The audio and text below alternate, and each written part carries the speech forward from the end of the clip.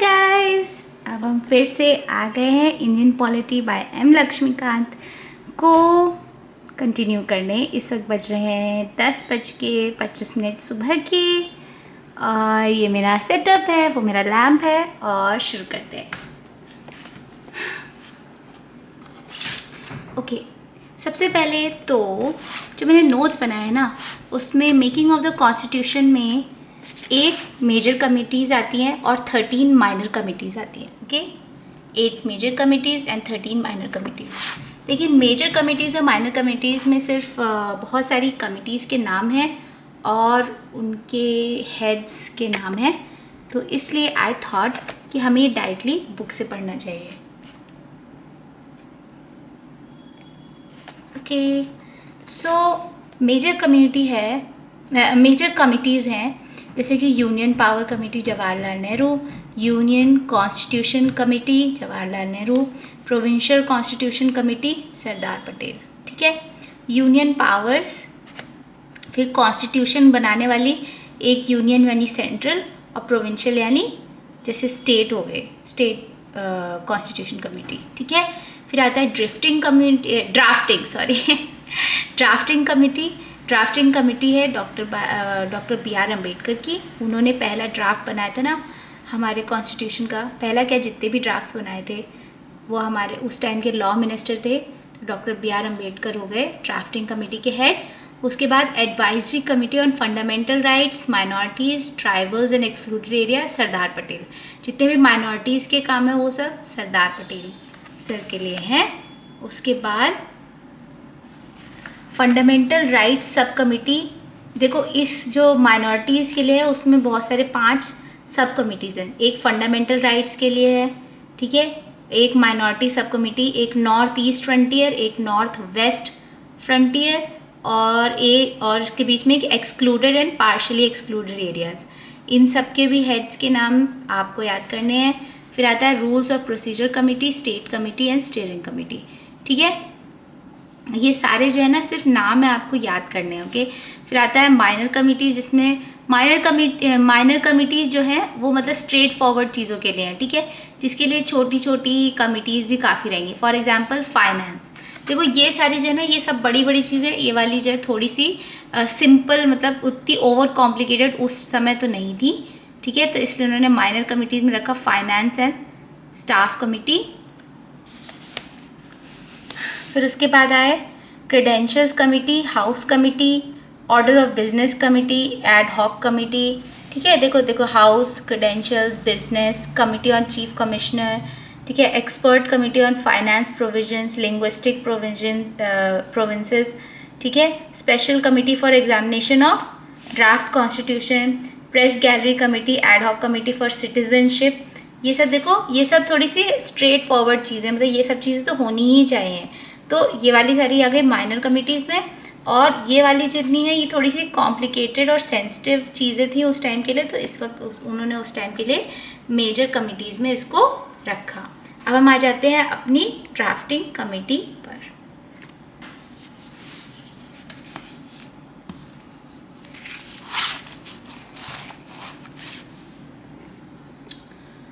Okay, तो drafting committee जो है बनी थी अगस्त 29, 1974 में, और उसके जो जितने भी मेंबर्स थे, डॉक्टर बी.आर. अम्बेडकर उसके चेयरमैन थे। फिर एन. गोपालास्वामी, अल्लारी कृष्ण स्वामी अय्यर, के.एम. मुंशी, सैयद मोहम्मद सफदुल्ला, एन. माधव राव और टी.टी. कृष्णामाचारी, जो कि डी.पी. खेतान जो थे उनकी जो है ही पास्ड अवे इन 1984, और उसके बाद उन्हें रिप्लेस करके कौन आए थे, टी.टी. कृष्णामाचारी। तो इन सबको याद करने का, मेंबर्स को याद करने का एक छोटा सा निमोनिक बन सकता है, बना के संत, BNAKSNT, बना के संत, और BNA, इन सब के नाम आपको लाइन वाइज फिर याद आ जाएंगे।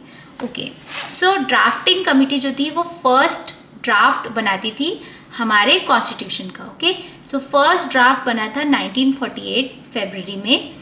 8 मंथ के डेलिब्रेशन के बाद 8 महीने लग गए थे पहला ड्राफ्ट बनाने में।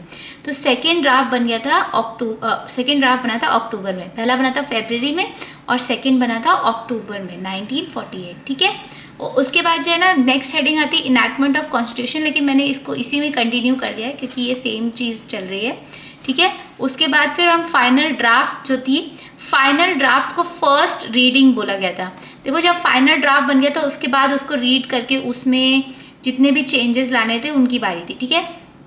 तो फाइनल ड्राफ्ट को बोला जाएगा फर्स्ट रीडिंग, और वो हुई थी नवंबर, जो पहली रीडिंग हुई थी उस फाइनल ड्राफ्ट की वो हुई थी नवंबर 4, 1948 से नवंबर 9, 1948 तक, यानी 5 दिन तक, नवंबर 4 से नवंबर 9 तक 5 दिन तक फर्स्ट रीडिंग हुई थी।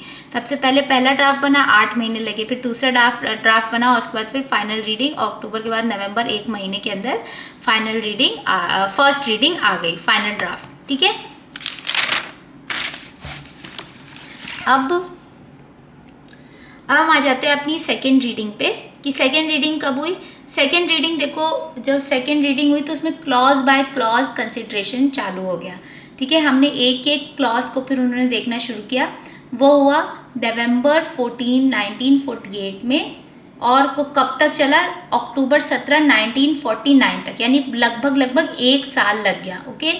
जिसमें उन्होंने 7,653 अमेंडमेंट्स किए, और उसमें भी जो है 2,473 मतलब करीब 250 क्लॉजेस पे बहुत अच्छे से मतलब डिस्कशन हुई थी असेंबली में, असेंबली के अंदर, ओके।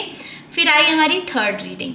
थर्ड रीडिंग हुई थी नवंबर 14, 1949 को, ठीक है, मतलब कि 1 महीने बाद, अक्टूबर 17, 1949 को खत्म हुई सेकेंड रीडिंग।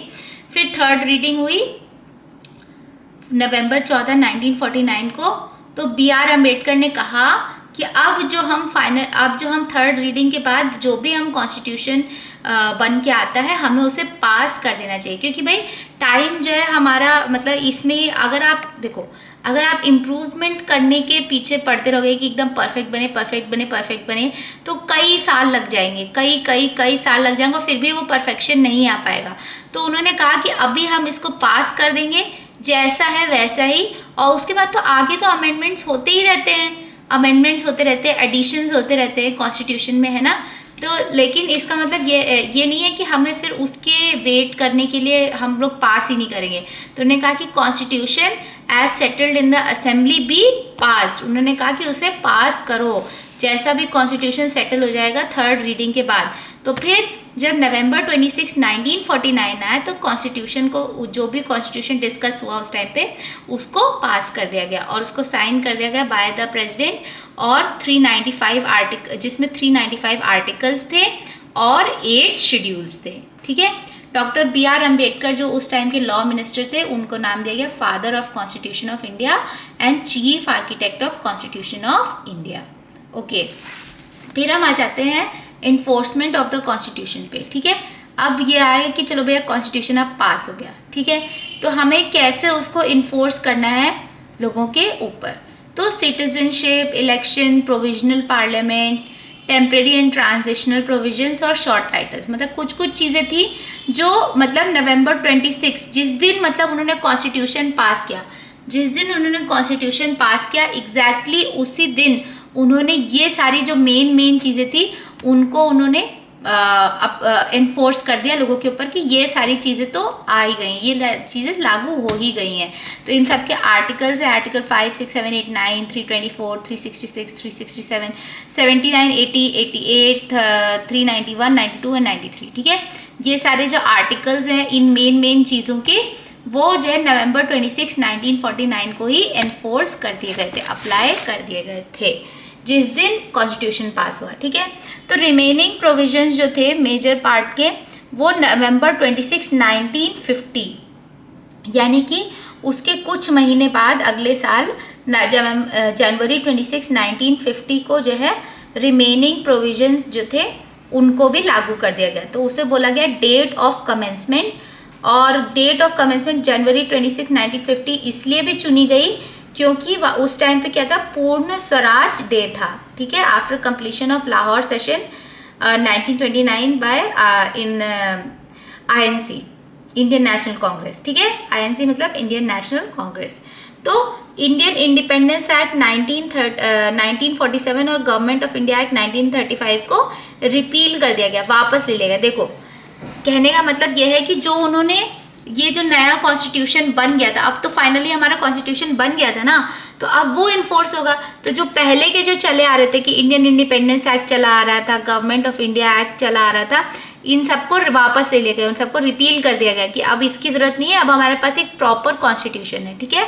उसके बाद उन्होंने अबॉलिश कर दिया प्रिवी काउंसिल जुरिस्डिक्शन, नहीं sorry, privy council jurisdiction act जो था 1949 में वो भी आया था, उसका जो अबॉलिशन हुआ था उसको उन्होंने कंटिन्यू रखा। मतलब ये दोनों चीज़ें तो उन्होंने वापस ले ली, ये दोनों चीज़ें हटा दी उन्होंने कि इंडियन इंडिपेंडेंस एक्ट और गवर्नमेंट ऑफ इंडिया एक्ट उन्होंने हटा दिया जनवरी 26, 1950 को, लेकिन ये वाला जो उन्होंने एक्ट था उन्होंने उसको कंटिन्यूड रखा, ठीक है। फिर आए experts committee of the Congress, ठीक है। तो अब जो है जब ये कॉन्स्टिट्यूशन, देखो कॉन्स्टिट्यूशन बन गया, इधर इतना ऐसा कॉन्स्टिट्यूशन बन गया, ठीक है, फाइनल रीडिंग हो गई, फिर यहाँ पे इन्फोर्स हो गया, ठीक है। अब जो एक्सपर्ट्स थे उन्होंने एक क्या कर रखा था, उन्होंने उस कमिटी, उस कॉन्स्टिट्यूशन को कैसे लोगों पे अप्लाई किया, लोगों ने उसको कैसे लिया, क्या उसका मतलब रिजल्ट निकला, ऑब्जर्वेशन करने के लिए उन्होंने एक्सपर्ट कमेटी रखी थी, ठीक है। तो जुलाई 8, 1946 में, देखो जो हमारा कॉन्स्टिट्यूशन कब पास हुआ था पूरी तरीके से 1950 में, तो उसके 4 साल पहले ही जुलाई 8, 1946 में ही उन्होंने एक एक्सपर्ट्स कमेटी को अपॉइंट कर दिया गया था। और ये अपॉइंट किसने किया था, इंडियन नेशनल कांग्रेस ने, आईएनसी ने अपॉइंट कर दिया था for preparing material for constituent assembly. Constituent assembly में क्या क्या मटेरियल आने चाहिए, कॉन्स्टिट्यूशन में क्या क्या चीज़ें इंक्लूड होनी चाहिए, उसके लिए एक एक्सपर्ट्स कमेटी जो है एक जारी की गई थी जुलाई 8, 1946 में।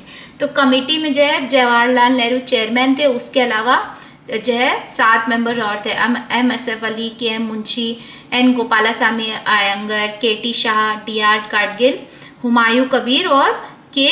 संतनाम, ठीक है। और उसके बाद में जाके उन्होंने कृष्ण कृपालिनी को भी कोऑप्ट कर लिया था, कृष्ण कृपालिनी को भी कोऑप्ट कर दिया गया था एज अ मेंबर, ओके। फिर दो सिटिंग्स जो है उसके बाद हुई इस एक्सपर्ट्स कमेटी की। न्यू दिल्ली में एक बार हुई ना, जो है जुलाई 2022 में 1946 में, और उसके बाद फिर उसी के अगस्त में बॉम्बे में हुई थी, अगस्त 15-17 1946 में। इस एक्सपर्ट्स कमेटी की जो बैठक हुई थी वो 2 बार हुई थी, ठीक है।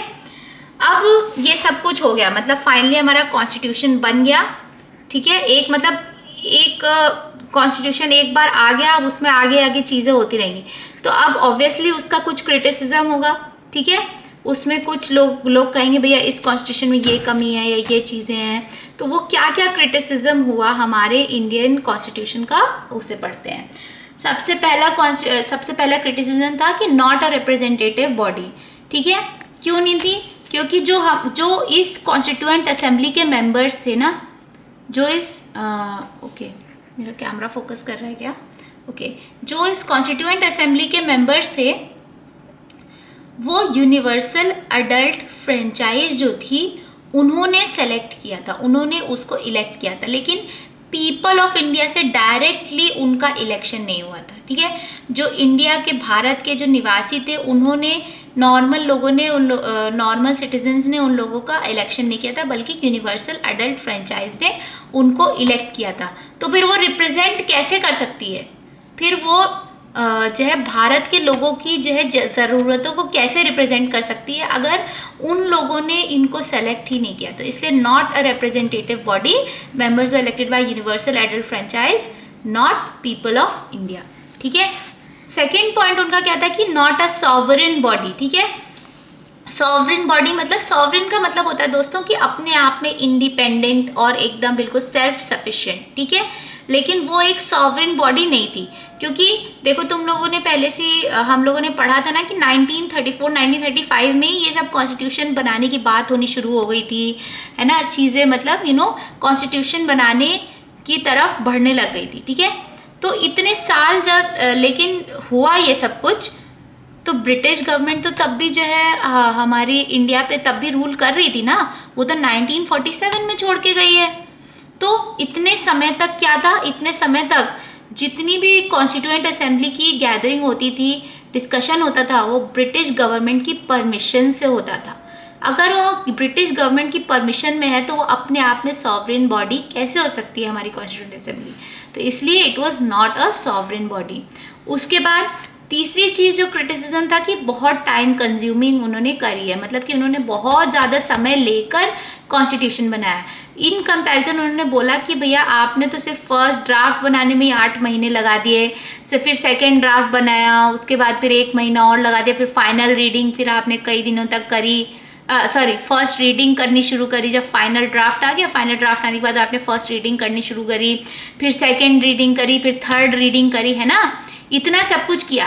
इन कंपैरिजन अमेरिकन कॉन्स्टिट्यूशन सिर्फ 4 महीने के अंदर तैयार हो गया था। ठीक है, अमेरिकन कॉन्स्टिट्यूशन 4 महीने के अंदर तैयार हो गया था और आप लोगों ने इतना समय कैसे लगा दिया? और इसी बात पे नजरुद्दीन अहमद सर जो थे, एक कॉन्स्टिट्यूएंट असेंबली के मेंबर, उन्होंने बोला कि ये कमिटी ड्राफ्टिंग कमिटी नहीं है, वो एक ड्रिफ्टिंग कम्युनिटी है।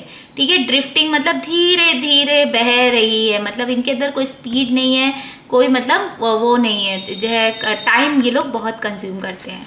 ओके, फिर उन्होंने चौथा क्रिटिसिज्म क्या था कि it is dominated by Congress. देखो उस टाइम पे दोस्तों एक ही पार्टी थी, ठीक है, ज़्यादा पार्टीज थी नहीं आजकल की तरह। जो है आज तो देखो हमारे टाइम पे बहुत सारी पार्टीज़ हैं, है ना, बहुत सारी पॉलिटिकल पार्टीज़ हैं, लेकिन उस टाइम पे सिर्फ एक ही पार्टी थी प्रोमिनेंटली, कांग्रेस। ठीक है, तो आईएनसी जो थी, इंडियन नेशनल कांग्रेस, वही डोमिनेंट पार्टी थी और वही कॉन्स्टिट्यूएंट असेंबली में भी सबसे ज़्यादा मेंबर्स, सबसे ज़्यादा डोमिनेटिंग कौन थी? कांग्रेस थी। तो एक जो ग्रांट्सविल ऑस्टिन थे, ग्रांट्सविल ऑस्टिन जो थे, उन्होंने एक बुक लिखी थी इंडियन कॉन्स्टिट्यूशन की। एक सेकेंड, मैं आपको बताती हूँ कि ये सब, ये जो एक्स्ट्रा इन्फॉर्मेशन है वो आपको कहाँ मिलेगी, वो आपको यहाँ मिल जाएगी। ओके, ये जो नोट्स एंड रेफरेंसेस का जो हिस्सा है वो भी आपको पढ़ना है। तो इसमें देखिए ग्रैनविल ऑस्टिन जो थे, उन्होंने लिखी थी book Indian constitution corner stone of a nation. ठीक है, और ये ऑक्सफोर्ड में जो है पाई जाएगी, the Indian constitution corner stone of a nation. ठीक है, इस बुक में उन्होंने लिखा था कि ये 1 पार्टी बॉडी है, Congress is constituent assembly, constituent assembly is Congress. मतलब कि जो है वो दोनों आप ऐसा समझ लीजिए कि दोनों सेम ही चीज़ है, क्योंकि उसमें इतने सारे कांग्रेस के मेंबर्स हैं। उसके बाद जो है 5वां क्रिटिसिज्म क्या था? लॉयर पॉलिटिशियन डोमिनेशन, कि जितने भी कॉन्स्टिट्यूएंट असेंबली है उसमें या तो पॉलिटिशियन है और या तो लॉयर है। उन्होंने कोई और सेक्शन के लोग, भाई डॉक्टर्स भी होते या उसमें किसान भी होते, या इतने सारे जो वो हैं रिप्रेजेंटेशंस हैं, वर्क रिप्रेजेंटेशंस हैं इंडिया के, वो उसमें तो नहीं आए कॉन्स्टिट्यूएंट असेंबली में। और उसकी वजह से दूसरी चीज़ एक ये भी है कि हमारा अगर आप कॉन्स्टिट्यूशन पढ़ोगे तो उसमें बहुत ही कॉम्प्लिकेटेड लैंग्वेज है ना, जैसे लॉ की लैंग्वेज होती है ना, लॉ की लैंग्वेज कैसी होती है कि वो एक भी पॉइंट मतलब उसमें छूटना नहीं चाहिए, एक भी पॉसिबिलिटी छूटनी चाहिए, वो हर चीज़ को अपने में इंक्लूड करते, तो उसकी वजह से लैंग्वेज जो होती है बड़ी कॉम्प्लिकेटेड हो जाती है। तो उन्होंने कहा कि लॉयर पॉलिटिशियन डोमिनेशन है, तो इसलिए लैंग्वेज बहुत ही कॉम्प्लिकेटेड है। फिर छठी चीज़ उन्होंने क्या कही? Dominated by Hindus. उन्होंने ये भी कहा कि जो है ये जो कॉन्स्टिट्यूएंट असेंबली है उसमें ज़्यादातर हिंदूज़ हैं, उसमें बाकी सारी जो माइनॉरिटीज़ हैं, जितने भी बाकी सारे रिलीजन्स हैं, उन सब की रिप्रेजेंटेशन उतनी नहीं है। ठीक है, बट उतनी नहीं है जितनी होनी चाहिए, सबको बराबर रिप्रेजेंटेशन मिलनी चाहिए, बट ऐसा नहीं है। तो इस बात पे लॉर्ड विस्काउंट साइमन ने कहा कि constituent assembly is a body of Hindus, and Winston Churchill ने बोला कि only 1 major community in India is present in the constituent assembly. ठीक है, फिर अब आ जाते हैं हम इम्पॉर्टेंट फैक्ट्स पे। इम्पॉर्टेंट फैक्ट्स जो है नेक्स्ट हेडिंग वो क्या थी, इसके अलावा कि एलिफेंट जो है वो बन गया कॉन्स्टिट्यूएंट असेंबली का सिंबल या सील। ठीक है, BN राव जो थे वो लीगल एडवाइजर थे कॉन्स्टिट्यूएंट असेंबली के। ओके, उसके अलावा HVR आयंगर जो है सेक्रेटरी ऑफ कॉन्स्टिट्यूएंट असेंबली थे, और SN मुखर्जी चीफ ड्राफ्ट्समैन थे। ठीक है, तो legal adviser, secretary of constituent assembly and chief draftsman. उसके अलावा देखो जब हमारा कॉन्स्टिट्यूशन लिखा गया था तो वो हैंड रिटन था, ठीक है। तो जो भी उन्होंने बनाया उसको बहुत ही खूबसूरती से एक कैलीग्राफी में लिखा था। प्रेम बिहारी नरेंद्र जैदा ने जो है इटैलिक में, ठीक है, इटैलिक कैलीग्राफी में उन्होंने हैंड रिटन कॉन्स्टिट्यूशन जो है बनाया था, ठीक है। उसके बाद फिर उस कॉन्स्टिट्यूशन की डेकोरेशन जो करी थी, ब्यूटिफिकेशन जो करी थी, वो करी थी नंदलाल बोस ने और ब्योहर राम मनोहर सिन्हा ने। नंदलाल बोस और ब्योहर राम मनोहर सिन्हा ने उसकी ब्यूटिफिकेशन करी थी। और ये सब कुछ कौन थे? इंग्लिश के कैलीग्राफर और ब्यूटिफिकेशन के थे। उसी तरीके से हिंदी की कैलीग्राफी किसने करी थी? वसंत कृष्णा वैद्य ने कैलीग्राफी करी थी और नंदलाल बोस ने उसका ब्यूटिफिकेशन किया था, ठीक है। और लास्ट जो हमारी हेडिंग आती है वो है कि हिंदी टेक्स्ट आना चाहिए। देखो हमारा जो कॉन्स्टिट्यूशन था वो पहले इंग्लिश में बना है ना, लेकिन क्या मतलब भाई हमारी जो है हिंदी में भी तो होना चाहिए ना कॉन्स्टिट्यूशन। तो 58th कॉन्स्टिट्यूशनल अमेंडमेंट एक्ट आया, ठीक है। एक कॉन्स्टिट्यूशनल अमेंडमेंट एक्ट आया 1987 में, ठीक है। तो उन्होंने एक न्यू आर्टिकल 934A जो है वो ऐड कर दिया जो है in the last part of constitution. और उसमें उन्होंने बोला कि प्रेसिडेंट ने जो है प्रेसिडेंट के कारण हम पब्लिश कर रहे हैं under his authority a translation of constitution in Hindi.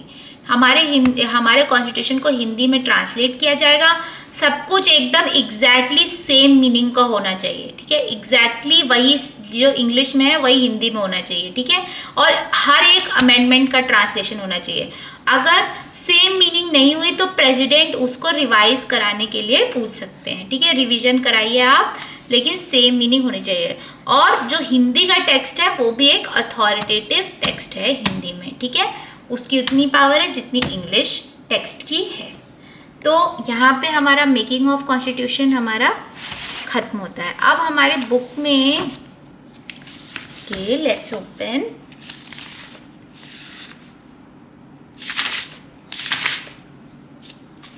हमने यहाँ तक खत्म, ओके मुझे थोड़ा लाइट में लाना चाहिए, राइट, ओके। हमने इसको यहाँ तक ख़त्म कर लिया है हिंदी टेक्स्ट इन कॉन्स्टिट्यूशन तक, ठीक है। इससे पहले हमारी ये सारी हेडिंग जो थी यहाँ से लेके और ये enactment of constitution, enforcement of constitution and express committee of the Congress और criticism of constituent assembly, important facts और Hindi text of the constitution हमारा ख़त्म हो चुका है। तो इन सब में उन्होंने देखो बहुत सारे चार्ट्स दिए हैं, इंपॉर्टेंट चार्ट्स। जैसे टेबल 2.1 में उन्होंने दिया है कि सबसे पहले कितनी सीट्स कैसे लोकेटेड थी, फिर उसके बाद जो नेम ऑफ द पार्टी और सीट्स कौन कौन सी पार्टीज जो थी, देखो उसमें मेनली कांग्रेस को 208 सीट्स मिली हैं और बाकी सारे लोगों को देखो सिर्फ एक एक सीट मिली है और सिर्फ एक मुस्लिम लीग है जिसको 73 सीट्स मिली है। उसके अलावा देखो इतनी सारी सीट्स को सिर्फ एक एक सीट मिली है कंपेयर टू 208, तो समझ सकते हो। उसके अलावा कम्युनिटी वाइज उन्होंने रिप्रेजेंटेशन किया कि हिंदू को देखो 163 सीट्स मिली हुई हैं। बाकी सारी जितनी वो हैं रिलीजन्स हैं और माइनॉरिटीज़ हैं उनको देखो कितनी कम कम सीट्स मिली हुई हैं 296 सीट्स में। उसके अलावा उन्होंने क्या किया है, प्रोविंस, मुझे देखो ये है state wise membership of constituent assembly, ठीक है। उस टाइम का जो प्रोविंसेस थे उनमें हर एक प्रोविंस में कितने मेंबर थे उस टाइम में जो प्रोविंस थे, ठीक है। और इंडियन स्टेट्स यानी प्रिंसली स्टेट्स जो थे उस टाइम में हर एक स्टेट में कितने मेंबर्स थे, ये पूरा चार्ट। उसके बाद फिर session of constituent assembly at a glance हम देखते हैं कि कैसे कैसे जो है कौन कौन से सेशन किए गए थे कॉन्स्टिट्यूएंट असेंबली के। First session, second session, third session, ऐसे करते करते हम यहाँ तक पहुँच गए। और उसके बाद यहाँ पे है table for the framers of other constitution, ठीक है, कि बाकी जो दूसरे देश के जो वो थे कॉन्स्टिट्यूशन वो कितने समय में पूरे हुए, ठीक है।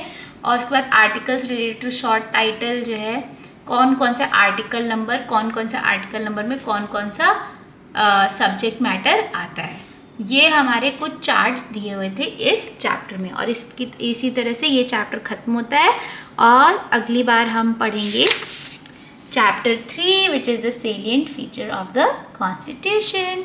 ओके गाइस, मिलती हूँ मैं आपसे अगले एपिसोड में, तब तक के लिए बाय बाय।